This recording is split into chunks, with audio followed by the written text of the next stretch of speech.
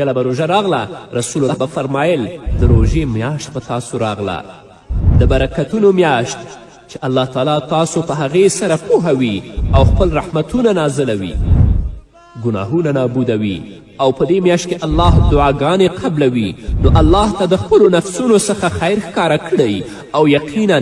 بدمرغه او ازلی بدبخت انسان هغه دی چې په دې میاشت کې د الله رب العزت د رحمت څخه محروم پاتې شي. نو روژه د انسان د نفس لپاره د الله تعالی پر اطاعت د استقامت او صبر تر ټولو غوره عملی تمرین دی او د انساني ارادې قوت پیاوړی کوي، خو په دې شرط